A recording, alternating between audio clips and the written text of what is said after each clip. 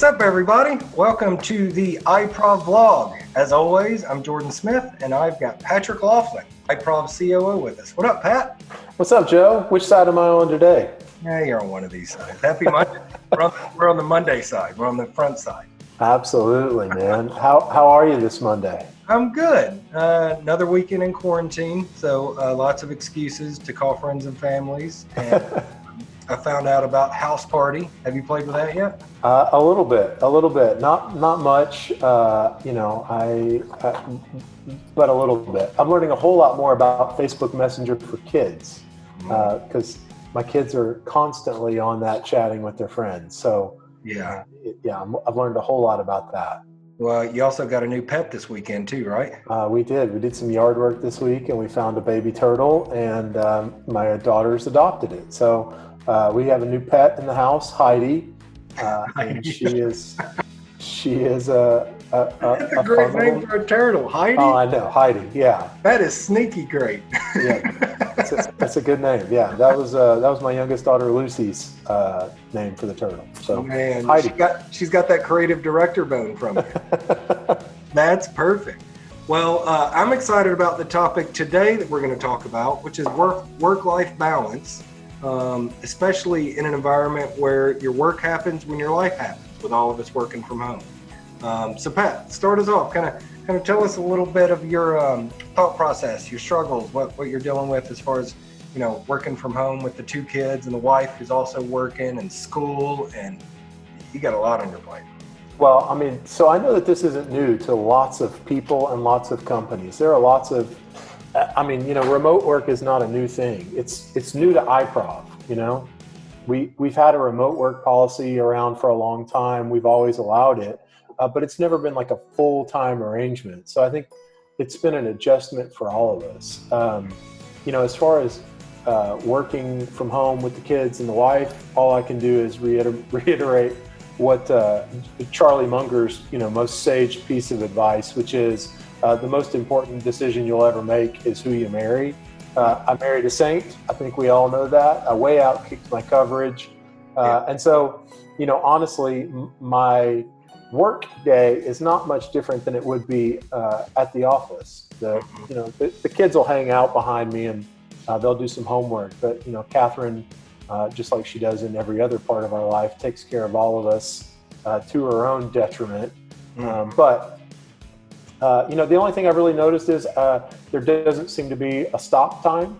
I've always been somebody that put in a lot of hours because I like to work. But I do sort of notice that at least when I was at the office, you sort of had that 5 o'clock turn off. You go home, you see the family, you might turn it back on after everyone goes to sleep. And I routinely am seeing myself go until 6 or 6:30 when dinner's ready before I really shut it down for the day. So that's sort of taken some conscious effort to turn off. What about you, Joe? You're at home by yourself.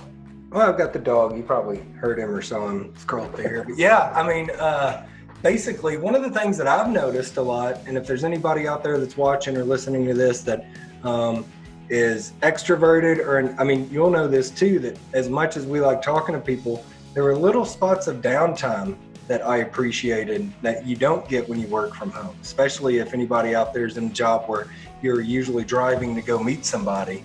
What I found out that I missed were kind of those small little moments in the car where you could just decompress. Now it's on this Zoom meeting. I'm looking at the clock because I've got another one that's coming up in 10 minutes. After that, I'm going to answer some emails and it's right back in it. There's no kind of built-in breaks. So the same thing that you're talking about, as far as there's not any stop time. I can't tell you how many times I look up and it's 3 o'clock and I'm like, oh, I'm grumpy. I need a sandwich. Yeah, lunch is important, Jordan. Yeah, but those kind of built-in stop times that you have in a normal environment. Going to the break room and grabbing a cup of coffee and just chatting with somebody about their weekend. It's really weird if I were to pick up the phone and talk to one of the employees and just say, "Hey, Jake, how's your weekend going?" Yeah. You get those built-in kind of mini breaks when you're in an office that you don't get working remotely.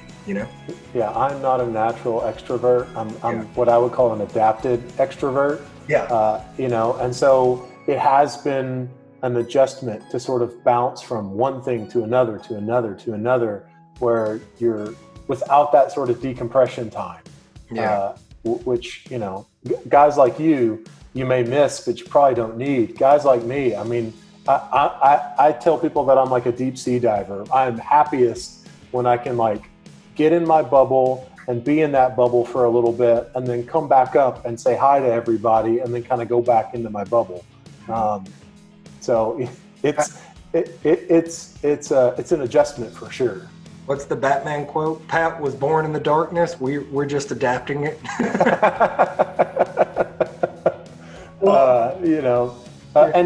It's interesting. I read a couple articles in the last week about Zoom fatigue. It's like a whole new sickness. Oh, yeah, I have too. I've found myself wiped out at the end of the days, and I'm sure that there's people out here watching this that say like, man, I'm just tired after a couple Zoom calls. Well, there's interesting research out there about how your brain is trying to perceive certain things that even though it's a video, it's not quite real time. So little nonverbal cues that are a lot easier to pick up in person, even a video call, your brain's trying to rewire itself to pick up on those same nonverbal cues. And, it's harder. So that's why you're wiped, is because your brain's working overtime to try to interpret things that used to be so easy whenever you were face to face with somebody. Yeah. Have you picked up any new habits since you started working remote, good or bad? I pace a lot more. I'm sitting down for these because I heard from viewers in the first one, this drove people crazy. And you notice I'm like this or like this, so I'm not. But I think some of the things that we've implemented as iProv, the marketing company, I know has helped me and also some of our other employees. And we've talked about this on previous episodes where we're building in certain touch points where it is a time to stop working. And, how often, Pat, are our afternoon check-ins just a 10-minute decompression conversation where somebody throws out a couple of jokes and anybody needs any help? Nope. Okay. I mean, there's some work stuff that's coming from that, but kind of organically, that's almost turning into kind of a mini break for everybody just to, hey, let's catch up with everybody and see everybody's face in the middle of the afternoon. Yeah, it's become like a water cooler conversation, and it's honestly been nice. There are lots of days where I could probably find other things to do during that time, but part of me just sort of wants to check in and see how everybody is. And just sort of get some of that contact, make sure that we maintain what makes us special. So, and as we talk right now, I know that everything's changing and more things are starting to open back up. We've talked about this as an organization, and I'm sure there's some other companies out there that are struggling with this too. Is what does our office look like in June? Is it we open up and everybody has to come back in? Is it come and go as you want, as long as you get the work done? There's no clear answer. There's no right or wrong answer. Yeah. We're talking about those things as well, right? Yeah, this is something that I'd really love to get some feedback on. I mean, for other companies or other folks that are watching that, are making these decisions, what's your thought process? Are you going to, open it wide up? Are you going to let everybody back in the doors? Are you going to stay remote for a while? We've got some ideas, but I don't think we've sort of landed on a decision yet. I don't think so either. So that's a great kind of poll. Comment on this video. Let us know what you're doing. If you want to be a guest on this, I'd love to be able, if there's somebody out there that says, I'd love to hop on and talk to you. We'd love to interview you instead of interviewing each other. I love Pat, but no, I'd love to hear back from you guys. Cause we have some ideas and we'll talk about them at a future date, but I'd really like to hear what other business owners' processes are, thoughts are. Yeah, I would too. I think it would be very interesting to sort of see what other people are planning for as we sort of plan to get back, out into the world. So yeah. Whether that's we've got a spot where everybody meets up in the morning and then they split up, or in the afternoon as a huddle, or if it's no, we're going back to business as usual. We'd like to hear that because I think some of this is going to be trial and error too, is figuring out what works for us and our culture. I think so too. I think so too.